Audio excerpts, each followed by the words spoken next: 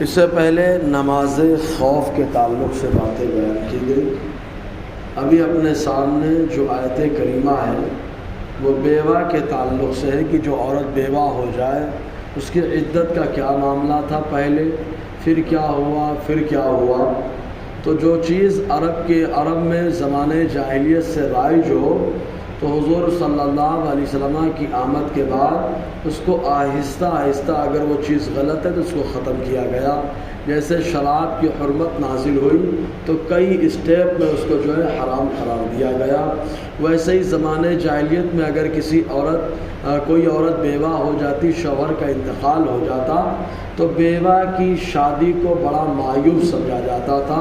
بہت برا تصور کیا جاتا تھا۔ جیسے ہند کی سرزمین پر بھی یہی معاملات رہے، یہی وجہ کہ حضور صلی اللہ علیہ وسلم نے بیواؤں سے شادی کی، اور بیوہ جس سے شادی کرنے کو جو معیوب سمجھا جاتا تھا، آقا علیہ السلام نے ان سے شادی کر کے اس معیوب پن کو ختم فرما دیا، اس عیب کو ختم فرما کر اس کو زینت کا سامان بنا دیا۔ بہرکیف تو عورت جب بیوہ ہو جاتی تو اس کے گھر والے، اس کے بچے، اس کے رشتہ دار اس کی شادی نہیں ہونے دیتے تھے، اور اگر معاملہ پیسے کا ہو، زیادہ پیسے والا شوہر تھا، انتقال کر گیا تو یا تو اس سے شادی کر لیتے لیکن اس کا حق ادا نہ کرتے، اور یا تو یوں ہی اس کو معلق رکھتے، نہ اس کو حصہ دیتے، نہ کھانے کا انتظام کرتے، نہ کپڑا پہننے کا انتظام کرتے، پریشان رہتی وہ عورت۔ تو اللہ تبارک و تعالیٰ نے ان کے تعلق سے پہلے یہ قانون پاس کیا کہ اگر کسی کا انتقال ہو جائے، اس کی بیوی رہ جائے تو وہ وصیت کرے پہلے ہی انتقال سے کہ 1 سال تک میری بیوی میرے گھر میں رہے گی، اور جو میرے بچے ہیں یا میرے رشتہ دار جو میری پراپرٹی میں حصہ لینا چاہتے ہیں وہ میری بیوی کو 1 سال تک کپڑے بھی دیتے رہیں گے، اور ساتھ ہی ساتھ خرچے کا بھی انتظام کرتے رہیں گے۔ اور اگر 1 سال کے اندر وہ بیوی خود سے اگر نکل کر کہیں چلی گئی، یا دوسرے آدمی سے اس نے شادی کر لیا، یا بناؤ سنگار کا اختیار کر لیا، تب ایسی صورت میں گھر والوں پہ کوئی قانون نہیں بنتا۔ اس کے بعد اللہ تبارک و تعالیٰ نے پھر ایک دوسرا قانون نازل فرمایا کہ جس کا انتقال ہو جائے تو انتقال کے بعد اس کی بیوی 4 مہینہ 10 دن عدت گزارے، اور پھر مال کے تعلق سے اللہ تعالیٰ نے بیویوں کا حصہ بھی وایت میراث میں جو ہے مقرر فرما دیا کہ اگر اس کے بچے موجود ہوں تو اس کو 8واں حصہ دیا جاتا ہے، اور اگر بچے نہ ہوں تب ایسی صورت میں اس کو 4تھا حصہ ملتا ہے۔ تو اللہ تبارک و تعالیٰ اسی تعلق سے ارشاد فرماتا ہے، اور یہ آیت کریمہ خاص جو نازل ہوئی تھی وہ ایک صحابی تھے جو پورے پریوار کے ساتھ آقا علیہ السلام کی طرف چلے تھے۔ یہ طائف کے رہنے والے تھے جن کا نام حکیم ابن وارث تھا۔ چنانچہ جب ان کو خبر لگی کہ اللہ کے حبیب صلی اللہ علیہ وسلم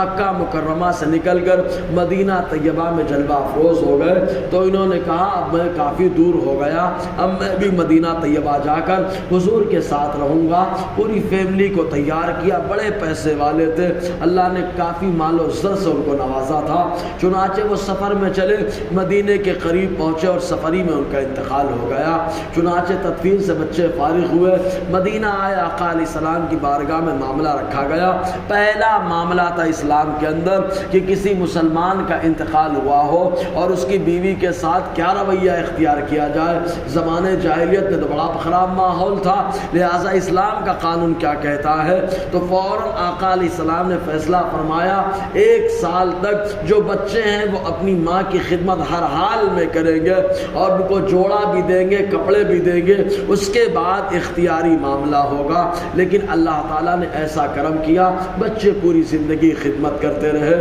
بہرکیف تو اللہ تعالیٰ ارشاد فرماتا ہے والذین یتوفون منکم ویذرون ازواجا، اور وہ لوگ جو وفات کر جائیں تم میں سے اور چھوڑ جائیں بیویاں، وصیۃ لازواجہم، یہ وصیت کرنا ہے ان اپنی بیویوں کے لیے۔ اب سوال ایک یہ ہے کہ جب آدمی انتقال کر جائے گا تو وصیت کب کرے گا؟ تو یہاں پر مفسرین کرام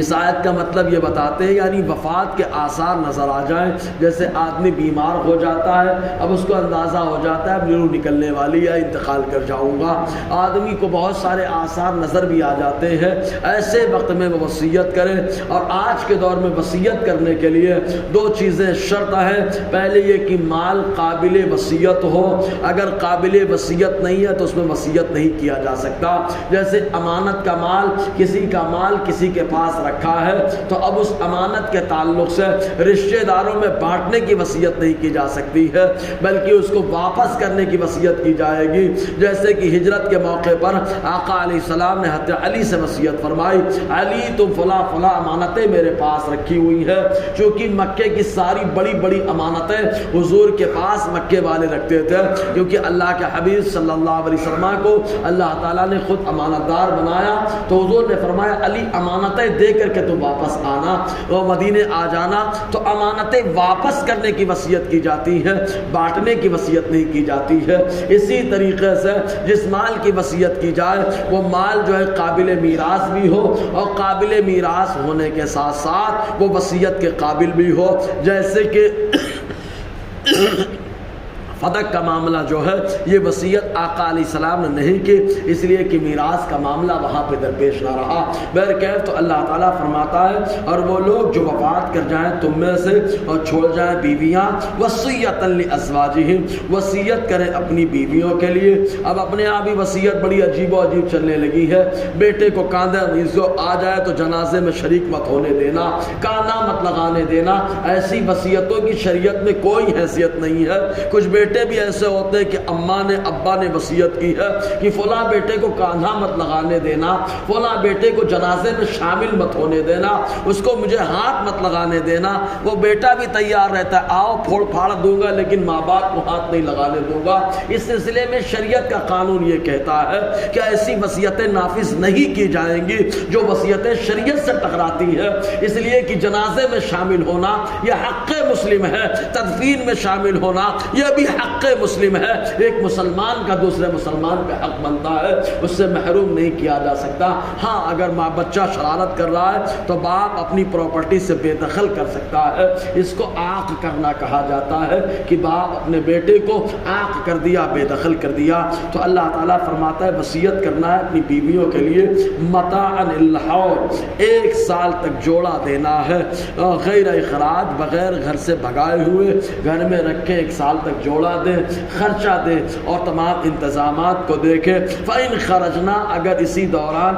نکل کے چلی گئی کہیں پر یا کسی اور سے انہوں نے شادی کر لیا، فَلَا جُنَاحَ عَلَيْكُمْ فِي مَا فَعَلْنَا فِي أَنفُسِهِنَّ مِن مَّعْرُوفٍ، تو تم پر کوئی گناہ نہیں ہے اس سلسلے میں جو عورتوں نے اپنے بارے میں فیصلہ کیا بھلائی کے ساتھ کہ وہ خود چلی گئی جا کر کے شادی کر لیا، خود چلی گئی ماں باپ کے گھر میں، خود چلی گئی رشتہ دار کے گھر میں، تو اب کوئی ٹینشن نہیں ہے، وہ خود سے جا رہی ہے۔ یہ پہلے قانون رہا۔ اس کے بعد جب 4 مہینہ 10 دن کا قانون آیا، میراث کی آیت نازل ہوئی تو ان کو 8واں یا 4تھا حصہ اللہ تعالیٰ نے مقرر فرما دیا۔ واللہ عزیز الحکیم، اللہ تعالیٰ غالب حکمت والا ہے۔ انشاءاللہ اور آگے گفتگو رہے گی۔ اللہ تعالیٰ ہم سب کو فیضان قرآن، برکات قرآن سے مالا مال فرمائے۔